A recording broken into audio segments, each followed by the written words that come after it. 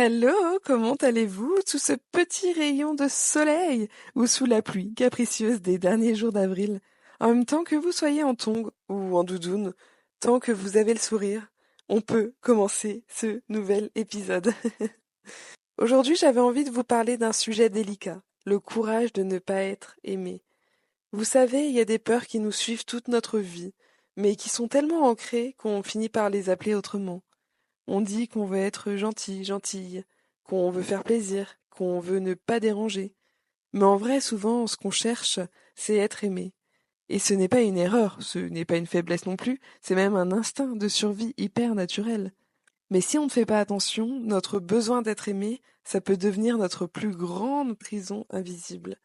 Alors aujourd'hui, j'avais envie de vous proposer quelque chose de fou, mais qui pourrait tout changer. Et si au lieu de chercher à être aimé, tu osais chercher à être toi, même si ça veut dire être critiqué, même si ça veut dire être mal compris, comprise, même si ça veut dire que parfois tu es seul.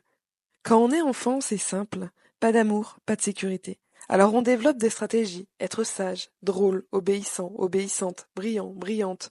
Et ce sont des stratégies de survie, sauf qu'à un moment, on n'est plus un enfant, mais les stratégies, elles restent.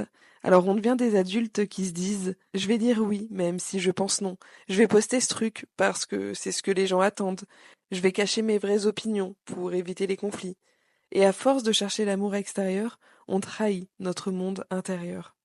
Et voilà comment on devient parfois un peu lisse, un peu flou, un peu loin de soi, sans même s'en rendre compte.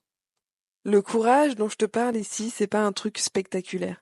C'est pas à gravir l'Himalaya en tongs. C'est le courage silencieux de choisir d'être vrai, même quand ça coûte quelque chose. Parce que oui, parfois on va perdre.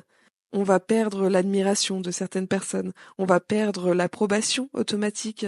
On va perdre un certain confort émotionnel.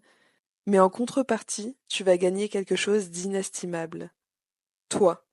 Ton estime, ton respect de toi, ta capacité à te regarder dans la glace en te disant c'était pas parfait, mais c'était moi.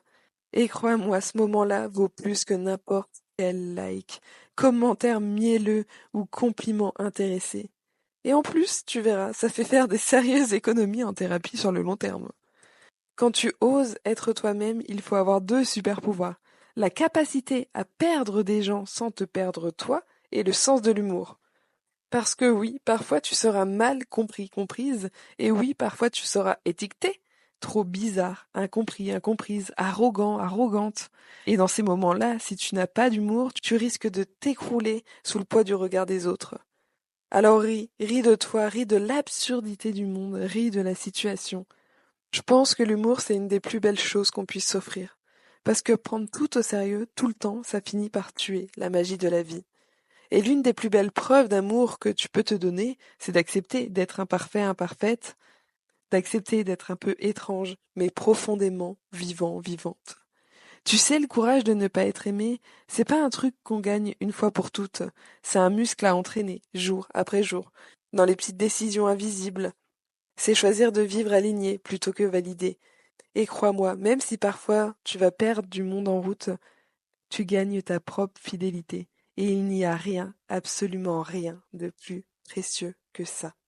Merci d'avoir pris ce temps avec moi, d'avoir pris le temps d'écouter cet épisode aujourd'hui. Si cet épisode t'a touché, t'a fait sourire, t'a donné envie d'oser un peu plus, alors partage-le autour de toi.